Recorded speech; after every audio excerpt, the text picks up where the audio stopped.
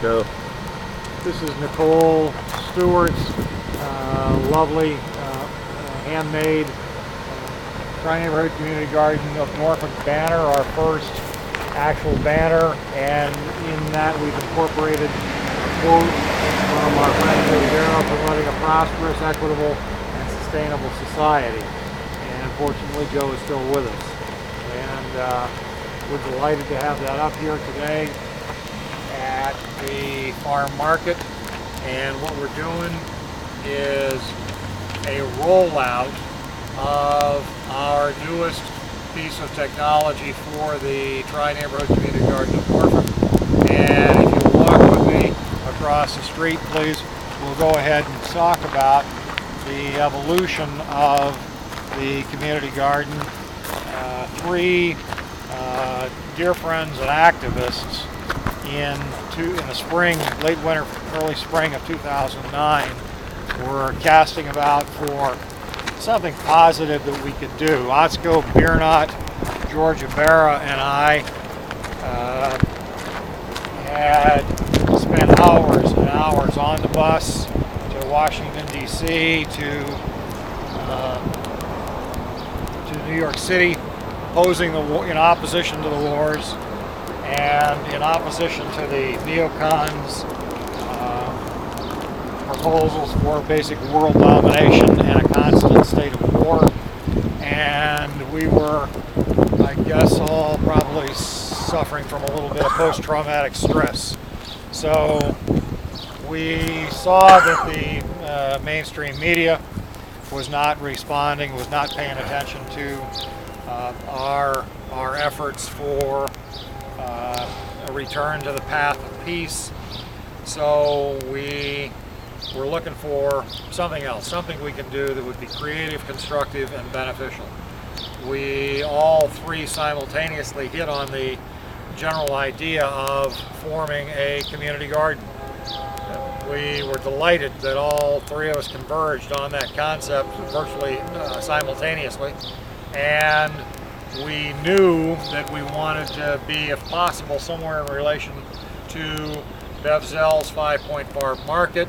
The 5 Point Community Market is a gathering place for progressives, activists, liberals, organic gardening, farming, etc. We also at that time had Tom Palumbo's off-base GI Coffee House across the street.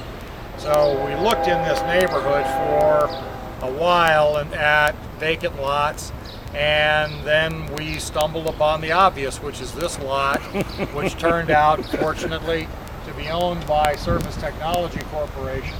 Surface Technologies is a very large commercial industrial installer of non-skid on flight decks on aircraft carriers and primarily other naval vessels, flight decks for helicopters, etc.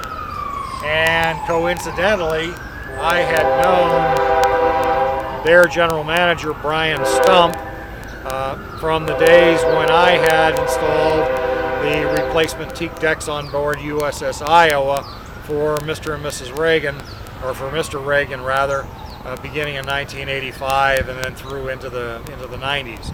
And Brian Stump and I were not competitors, but we were both out there on the ships. Brian Stump is a gentleman of the First Order and the general manager, as I said, of First Surface Technologies. So Otsko Biernot, who is our very computer literate, Otsko and George and I roughly put together a proposal to run an organic garden, for that garden to be donating fresh vegetables to Union Mission, Food Not Bombs, and Catholic Worker. Actually, let me revise that. At first it was Food Not Bombs and Catholic Worker. And we also wanted to be a teaching garden. Well, with Otsko's good computer literacy, we drafted a 3-4 page proposal for Brian Stump for the management of Surface Technologies. He graciously accepted that and passed that up to corporate. and we waited on pins and needles for a week, 10 days while that was being examined by corporate, and word came back down to us, did we have any objection to donating fresh vegetables to Union Mission? And we said no, of course not. We'd be delighted to. So at that point we added Union Mission to our list of recipients, and we were given permission by Surface Technologies to proceed on. We started off by siting raised beds in the middle of the garden, following the example of my sister Catherine Filipowski, who has got a beautiful, well laid out and very productive raised bed garden in her backyard. And we built our first 4 right angle raised beds, and there we put herbs, spices, flowers, and it rapidly dawned on us that to build raised beds for the amount of vegetables that we wanted to raise was beyond our means at that time. Fortunately, help arrived in the person of old friend and new volunteer Joe Darrow, who's a skilled nurseryman and a good friend, and Joe simply suggested growing in the ground, in that reduces your water requirement, because every time you raise above ground level you're getting more surface, more evaporation, greater water requirement. So we listened to what Joe suggested, and he's a font of good ideas about plants, soil preparation, etc., etc. So we got our first 4 beds in the ground, and as we're doing that, we realized we had a problem. If you'll walk with me towards our little screened in wall area, I'll show you our first 2 iterations of soil sifters, because we realized that this site, this land, was the home for 1 or possibly 2 houses or other structures dating from 1860, 1870, 1880, we don't know exactly, but we found that we're finding construction rubble, stone, rock, debris, broken glass. We also, every time we dig in the soil in Norfolk, it's a mini archaeological effort, and we found a number of coins, I think the oldest of which dates back to 1921. Or if you'll follow me around this corner, you'll see,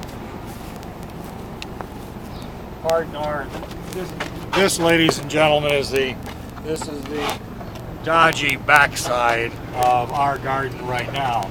But you'll see, this is our first sifter, and it did good work. It did journeyman work, and this is the 1/4 by 1/4 welded wire mesh. We did a lot of good with that, and we still use it when we're prepping soil for seeds for our little pot, for our little tiny potting soil. Let's step out here around again, and you'll see the second iteration, which is this, and we call these babies Storm and Norman 1. This is Storm and Norman 2, and this is 1/2 inch by 1/2 inch welded wire mesh, and it increased our productivity tremendously, and at the same time enabled us to find more artifacts. And we still found that as we progressed, even using this, and we would set it up on top of a couple of galvanized sawhorses and dig out the beds as we had laid them out, process all that soil through the screen. We would add sand, we would add perlite, peat moss, core,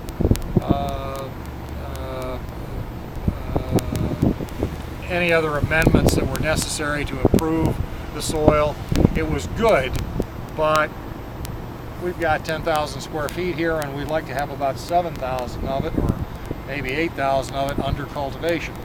We want to be able to go down to a depth of about 1 foot approximately especially for our root crops, because we've gotten our first, walk with me this way if you will please, and you'll see, and we can do a little narrative as we're going. Our potatoes are coming in, we're harvesting our potatoes now, those two triangles.